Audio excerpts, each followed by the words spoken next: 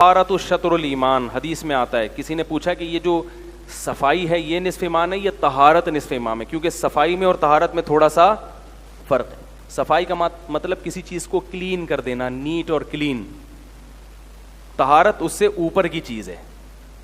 انگریزوں میں نیٹ اور کلین کا لفظ تو ہے، طہارت کا لفظ نہیں ہے. یہی وجہ ہے کہ گوروں میں بہت سے نیٹ کلین تو ہوتے ہیں، طاہر طہارت والے نہیں. مثلاً آپ بہت صاف ستھرے کپڑے پہن کے پرفیوم لگا کے گھر سے باہر نکلے، مگر استنجا کرنے کے بعد آپ نے دھویا نہیں ہے، تو آپ نیٹ کلین تو کہلائیں گے، مگر پاک. طہارت کا اردو میں ترجمہ بنتا ہے پاک، مگر آپ پاک نہیں کہلائیں گے. بیماریاں میل کچیل سے نہیں پھیلتی، بدبو میل کچیل سے، مٹی میں بدبو نہیں رکھی اللہ نے. بیماریاں اور گندگی جو، میں بچپن میں غیر مسلموں کے گھر میں جب بھی جاتا تھا بڑے نیٹ کلین ہوتے تھے، مگر پھر بھی ایک عجیب سی بدبو آتی تھی. میں سب غیر مسلموں پر یہ الزام نہیں لگا رہا، لیکن میرا جو اپنا مشاہدہ ہے، بچپن میں ہمارے اس کلاس فیلو ہوتے تھے، کبھی ان کے گھر چلے گئے، کوئی کرسچن ہے کوئی ہندو ہے، عجیب سی بو آتی تھی گھر سے، حالانکہ سب کچھ صاف ستھرا ہے. میں بڑا پریشان ہوتا تھا کہ ان کے میں بے سے بو کیوں آتی ہے. تو اب مجھے سمجھ میں آیا ان کے ہاں صفائی ہے، طہارت نہیں ہے. جب استنجا کرنے کے بعد آپ دھوئیں گے نہیں، کئی دنوں کا وہ ایک جمع ہو جائے گا. عورتیں حیض سے پاک ہونا اور اس میں طہارت کا خیال کرنا کہ کپڑے پر ناپاکی لگ گئی تو نماز نہیں ہوگی، پھر غسل کرنا، یہ جب چیزیں ہوں گی نہیں تو گندگی تو پھیلے گی نا پھر.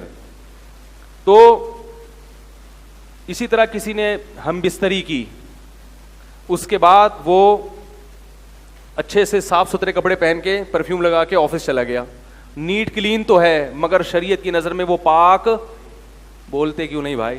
نہیں ہے. غسل کرنا پڑے گا اس کو، جبکہ غیر مسلم اس موقع پر غسل نہیں کرتے. باقی میں زیادہ ڈیٹیل میں نہیں جاؤں گا ٹھیک ہے نا. اسی طرح ناپاک چیزیں آپ کھا رہے ہیں، سور ہے، کتا ہے یا مردار ہے جس میں بلڈ ہوتا ہے نا، جانور جب ذبح نہیں کرتے خون اندر رہ جاتا ہے، وہ تو ناپاک ہے. وہ آپ کھاؤ اور اوپر سے نہا بھی لو تو شریعت آپ کو نیٹ کلین تو کہے گی مگر پاک نہیں کہے گی. تو اسلام میں طہارت کے الگ فضائل ہیں، اور نظافت اردو میں عربی میں کہتے ہیں نیٹ اور کلین ہونے کو، نیٹ کلین ہونے کے الگ فضائل ہیں. اسلام نے صفائی کا بھی حکم دیا اور طہارت کا بھی حکم دیا ہے. نہیں آ رہی بات سمجھ؟ طہارت کا حکم تو یہ استنجا کرنے کے بعد دھونا، یا کپڑے ناپاک ہو جائیں تو نماز نہیں ہوگی جب تک آپ پاک نہیں کریں گے ان کو، اور غسل فرض ہو جائے تو غسل کرنا پڑے گا وغیرہ وغیرہ. سمجھ رہے ہیں نا؟ ہمارے یہاں وہمیوں کو دیکھ لو، سارا دن شلوار پکڑ کے، وہ نظافت کی وجہ سے تھوڑی، وہ طہارت کی وجہ سے. چھینٹیں پڑ گئیں یہ وغیرہ، پیشاب کی چھینٹوں سے بچنے کا حکم ہے حدیث میں. اور آپ نے فرمایا کہ عذاب قبر زیادہ تر کیوں ہوتا ہے؟ پیشاب سے احتیاط نہ کرنے کی وجہ سے ہوتا ہے. تو یہ جو اس قسم کے احکامات ہیں. اور نظافت کا بھی حکم ہے. نظافت کا کیسے؟ نبی صلی اللہ علیہ وسلم نے دانتوں کو صاف کرنے کا حکم. مسواک یہ دانتوں کی طہارت کے لیے نہیں ہے بلکہ نظافت کے لیے. البتہ بعض دفعہ حدیث میں طہارت بمعنی نظافت بھی استعمال ہوا ہے. تو دانت اس سے کیا ہو جاتے ہیں؟ ناپاک تھوڑی تھے، کوئی گندگی تھوڑی لگی تھی. اسی طرح ہفتے میں ایک دفعہ غسل کا حکم دیا، چاہے جنابت نہ بھی ہو. وہ غسل کیوں ہے؟ نظافت کے لیے، کلین ہونے کے لیے. وہ طہارت کے لیے نہیں ہے. وہ ایسا ہی ہے نا بھائی، آپ پہ غسل بھی فرض نہیں ہے، جنابت کی حالت میں بھی نہیں ہو، پھر بھی اسلام کیا کہہ رہا ہے؟ آپ جمعے کے دن کیا کرو گے؟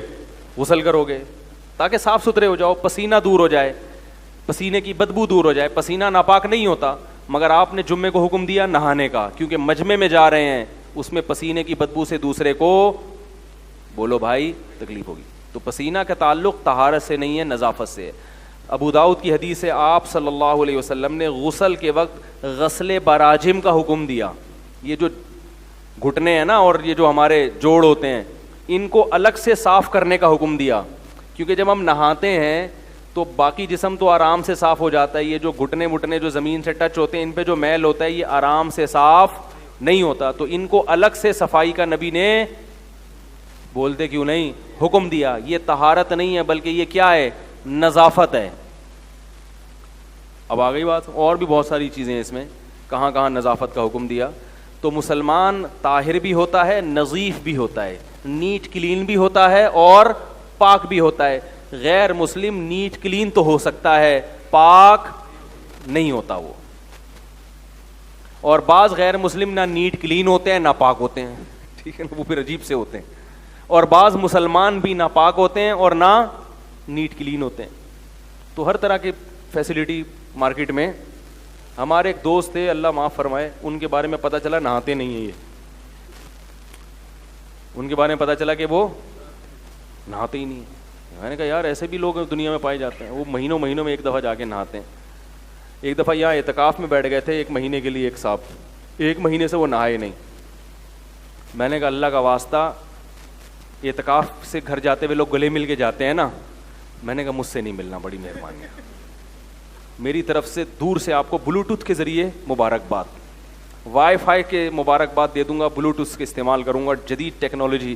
میں گلے ملنے کا تحمل نہیں رکھتا, سمجھ رہے ہو. اس لیے اعتکاف میں جو پسینہ وسینہ آئے نا تو نہا لینا چاہیے. ہاں وہ ٹیکنیکل طریقے سے نہائیں تاکہ اعتکاف بھی نہ ٹوٹے, اور جو ہے وہ, تو بعض لوگ نہاتے ہی نہیں نالائق اعتکاف میں, تو مسجد میں تو اور گندگی پھیلانا یا پسینے کی بدبو, یہ تو بہت برا عمل ہے.